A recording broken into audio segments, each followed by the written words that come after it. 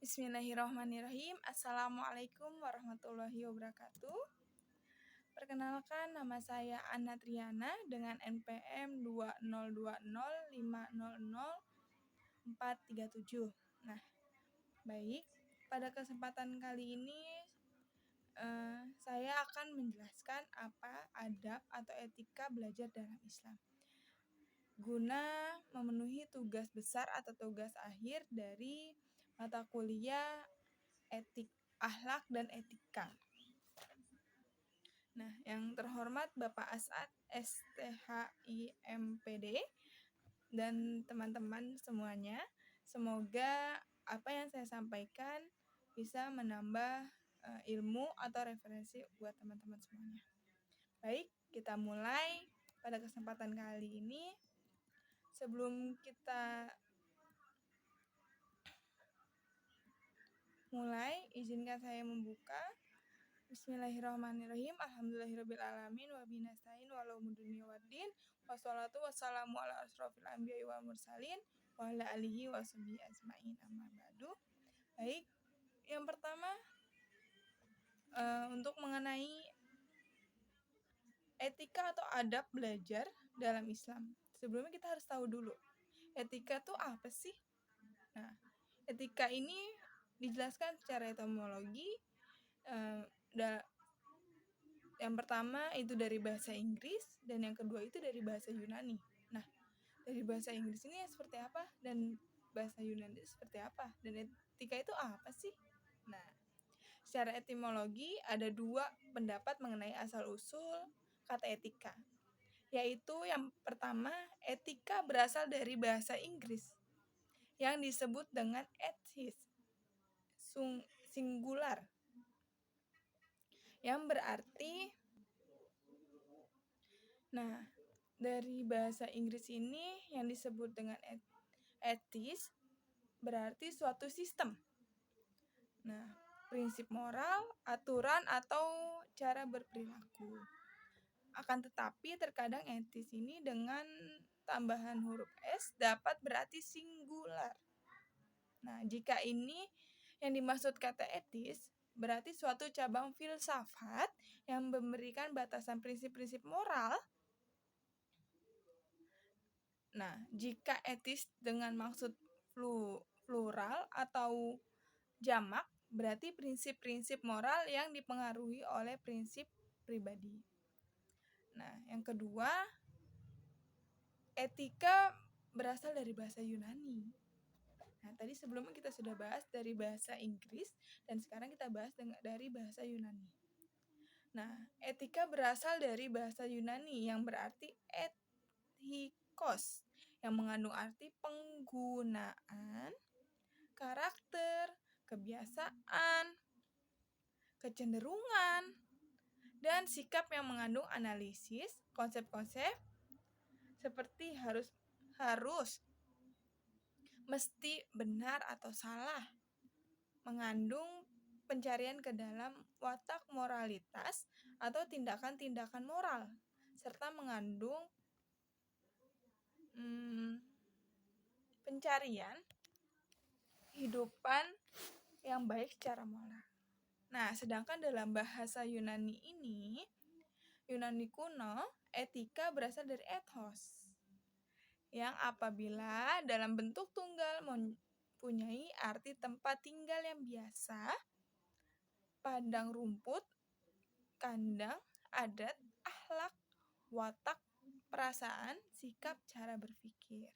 Nah, dalam bentuk jamak, etika ini artinya adalah adat kebiasaan. Nah, biasa yang kita tahu kayak, dia nggak punya etika deh, etikanya bagus deh. Nah, itu kayak kita kan biasanya nggak punya etika, kayak berperilaku dari diri kita sendiri gitu, yang dilihat oleh orang lain. Nah, itu berasal dari diri kita sendiri atau perilaku watak pribadi. Nah, dalam bentuk jamak artinya adalah adat kebiasaan. Nah, tadi.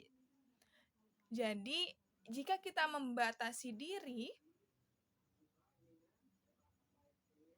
Pada asal-usul kata ini, maka etika berarti ilmu tentang apa yang biasa dilakukan atau ilmu tentang adat kebiasaan. Nah, arti ini yang menjadi latar belakang bagi terbentuknya etika. Nah, seperti yang telah kita singgung tadi, bahwa istilah etika dalam Islam lebih dikenal dengan istilah akhlak. Nah, tadi etika, sekarang akhlak. Terus apa bedanya? Terus akhlak itu apa sih? Nah, secara etimologis, kata akhlak adalah bentuk masdar dalam bahasa Arab dari kata akhlak yukhliqu, ikhlakan, yang berarti perangai, kelakuan, tabiat, atau watak dasar. Nah, kebiasaan atau kelaziman biasanya kita sebut itu biasa, lazim dilakukan, biasa dilakukan. Nah, peradaban yang baik dan agama.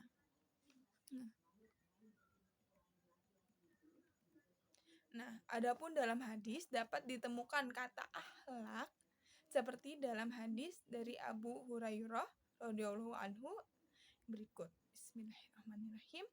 Innama buistu lutammima sholihal akhlak. Yang mana artinya, sesungguhnya aku hanya diutus untuk menyempurnakan akhlak yang mulia. Hadis riwayat Ahmad.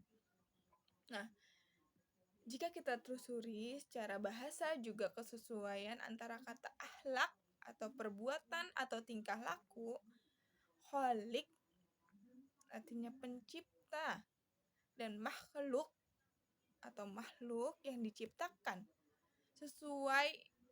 Kesesuaian ini menandakan bahwa akhlak adalah sebagai media bagi makhluknya dalam berhubungan dengan Tuhan. Sedangkan secara istilah ada beberapa pendapat dari para ulama tentang akhlak, diantaranya dari Ibnu Maskawi mengatakan bahwa akhlak adalah keadaan jiwa yang mendorong ke arah melakukan perbuatan tanpa memikirkan lebih lama atau memikirkan jangkanya. Nah, yang kedua, Al-Qutubi mengatakan bahwa perbuatan yang bersumber dari diri manusia yang selalu dilakukan, maka itulah yang disebut dengan akhlak. Karena perbuatan tersebut bersumber dari kejadiannya. Nah, yang ketiga dari Imam Al-Ghazali mengatakan bahwa akhlak adalah sifat yang tertanam dalam jiwa manusia yang melahirkan tindakan-tindakan mudah dan gampang tanpa memerlukan pemikiran atau pertimbangan. Nah, yang terakhir dari Abu Bakar Jabir Jaljiri mengatakan bahwa akhlak adalah bentuk kejiwaan yang tertanam dalam diri manusia yang dapat menimbulkan perbuatan baik dan buruk, terpuji dan tercela. Nah, itulah pendapat dari para ahli mengenai akhlak. Nah, tadi kita sudah membahas tentang etika, sudah membahas tentang akhlak. Nah, berbicara mengenai etika, Ahmad Tafsir secara sederhana mengatakan bahwa etika merupakan budi pekerti menurut akal. Etika merupakan ukuran baik buruk perbuatan manusia menurut akal. Baik, selanjutnya kita seperti yang judul pertama, yaitu apa sih adab dan atau etika dalam belajar menurut Islam. Nah, sebelum kita juga harus tahu apa sih itu belajar ya. Pengertian belajar tuh apa sih? Tadi kita sudah membahas etika, akhlak. Nah, belajar ini apa? Beberapa pandangan para ahli tentang Pengertian belajar antara lain sebagai berikut. Yang pertama, ada Muhammad Surya mengatakan bahwa belajar dapat diartikan sebagai suatu proses yang dilakukan oleh individu untuk memperoleh perubahan perilaku baru secara keseluruhan sebagai hasil dari pengalaman individu itu sendiri dalam berinteraksi dan dengan lingkungan. Itu juga ada pendapat dari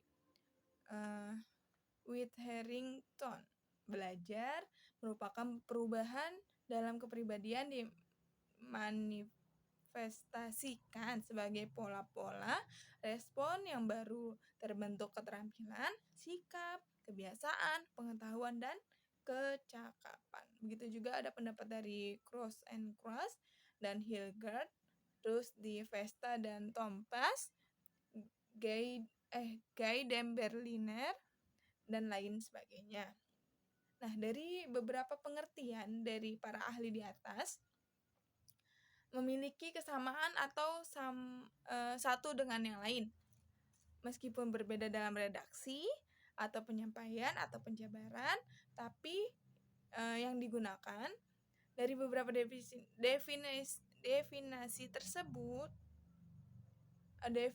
tersebut dapat ditarik kesimpulan bahwa belajar merupakan suatu proses individu dalam berinteraksi dengan lingkungan sekitarnya sehingga menimbulkan terjadinya perubahan tingkah laku, baik sikap dan keterampilan serta pengetahuan. Baik. Nah, selanjutnya jadi etika belajar dalam Islam tuh bagaimana sih? Nanti kita sudah bahas etika, akhlak, pengertian belajar. Nah, etika dalam belajar itu seperti apa? Nah, pada era sekarang ini, tantangan sebagai pengajar semakin berat dengan perubahan gaya hidup dan modernisasi. Di saat tuntutan dunia pendidikan semakin tinggi, namun di sisi lain ada sebuah kondisi yang memprihatinkan, baik secara internal dan eksternal. Jadi apa ya yang memperhatikan itu atau memprihatinkan? Secara internal, di kualitas para pendidik dan anak didik atau mahasiswa cenderung menurun. Secara eksternal, banyak pengaruh dari luar yang sangat dominan menjadi sebab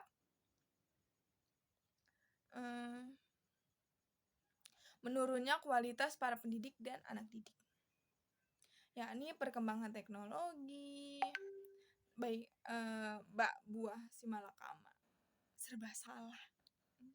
Kita bisa lihat literasi berbasis buku semakin rendah, berpindah ke media sosial atau media online. Waktu banyak dihabiskan dengan bermain smartphone, baik games atau media sosial. Nah, mungkin memang itu sisi dari negatifnya atau kurangnya dari media sosial. Banyak, nah itu sangat mempengaruhi juga dan sangat signifikan mempengaruhi tingkat kualitas dari peserta didik dan pengajar. Kita tahu manusia tidak dapat hidup tanpa pedoman. Pada kenyataannya, kehidupan manusia dipengaruhi oleh berbagai norma yang mengatur dan mengarahkan secara konkret tentang bagaimana harus bertindak. Nah, baik. Etika dan proses belajar manusia memiliki hubungan yang saling terkait. Pada satu sisi, belajar sebagai kegiatan manusia merupakan aktivitas yang memerlukan norma-norma moral tentang bagaimana seharusnya belajar dalam bingkai karakter dan ciri khas manusia yang demikian unik. Di sisi lain, etika sebagai pemikiran manusia tentang baik atau buruk sangat diperlukan untuk merefleksikan kegiatan belajar manusia setiap saat. Nah, ada 2 ayat sebagai bagian nilai dan sikap yang selayaknya dimiliki oleh pelajar. Yang mana firman Allah, Bismillahirrahmanirrahim, qala innaka lan tastati'a amiya sabra. Yang mana artinya sesungguhnya kamu sekali-kali tidak sanggup bersabar bersamaku.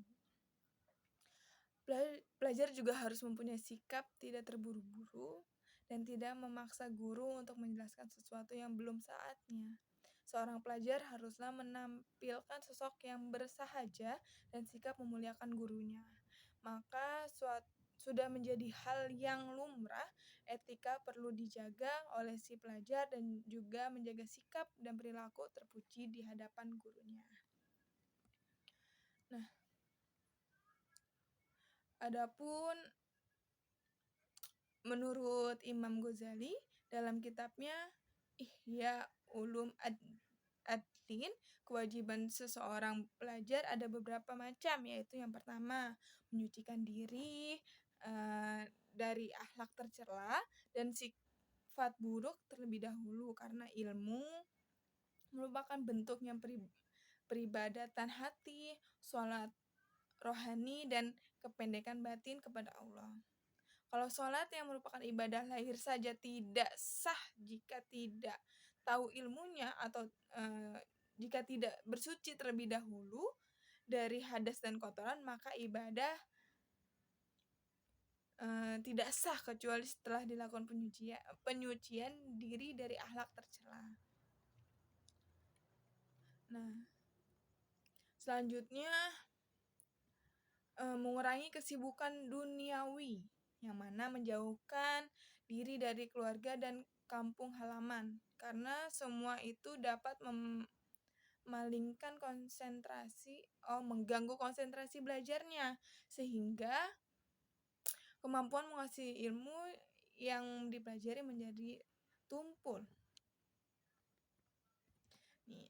Wajar bila ada ungkapan ilmu tidak akan menyerahkan diri kepadamu. Ilmu tidak akan menyerahkan diri kepadamu hingga kamu mau memberikan semuanya. Jika kamu telah memberikan semuanya, maka kamu pun harus tetap berhati-hati dan waspada. Pikiran dan perhatian yang bercabang laksana percikan-percikan air yang meresapkan diri tanah dan terpaan angin ke sana ke sini, sehingga tak sedikit pun yang tersisa untuk dimanfaatkan. Nah, yang kedua, jangan sombong terhadap ilmu dan menentang guru, melainkan bersedia patuh dan segala urusan dan bersedia mendengarkan nasihatnya. Yang ketiga,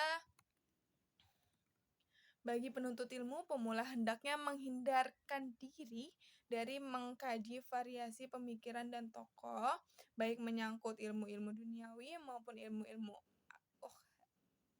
uhrawi atau akhirat, sebab hal ini dapat mengkacaukan pikiran, membuat pikiran bercabang, menjadi tidak fokus dengan satu ilmu terlebih dahulu. Nah, yang kelima, tidak mengabaikan suatu disiplin ilmu apapun yang terpuji, melainkan bersedia mempelajari hingga tahu akan orientasi dari disiplin ilmu yang dimaksud. Nah, yang keenam, dalam usaha mendalami suatu disiplin ilmu, pelajar tidak melakukan secara serentak, akan tetapi secara bertahap dan memprioritaskan yang terpenting. Sebab sekiranya usia tidak mencukupi untuk mempelajari aneka ragam disiplin ilmu, maka sewajarnya bila semangatnya diarahkan pada disiplin ilmu yang terpenting dan terbaik. Nah, yang ketujuh, tidak melangkah mendalami tahapan ilmu berikutnya sehingga ia benar-benar menguasai tahapan ilmu sebelumnya. Jadi tidak loncat-loncat, tidak langsung ngambil yang tinggi, tapi kita bertahap dari yang rendah, yang menengah, lalu yang tinggi gitu. Terus yang 8, ada mengetahui faktor-faktor yang menyebabkan dapat memperoleh ilmu yang paling mulia. Yang ke-9, tujuan pelajaran adalah membersihkan batin dan menghiasi dengan kebaikan secara mendekatkan diri kepada Allah Subhanahu wa Ta'ala, bukan sebaliknya. Yang 10, mengetahui relasi ilmu-ilmu yang dikaji dengan orientasi yang dituju, sehingga dapat memilah dan memilih ilmu mana yang harus diutamakan. Baik, masih banyak pendapat-pendapat lain. Nah, untuk saya pribadi biasanya kita untuk ilmu seperti kita kayak buku dirawat, disampul, dirapikan dengan baik. Dan untuk guru kita biasanya menghormati guru dengan tidak mencela, tidak mendengar segala nasihatnya dan memuliakan guru. Seperti kalau saya biasanya ngambil ridhonya, misalnya kayak ada sendal guru tuh dirapikan agar tidak ditendang-tendang, biar guru juga lebih mudah untuk pulang nantinya. Oke, sekian dari saya. Semoga apa yang saya sampaikan bisa menjadi manfaat untuk semuanya, dan juga maaf jika masih ada kesalahan karena saya masih dalam proses belajar. Terima kasih. Wassalamualaikum warahmatullahi wabarakatuh.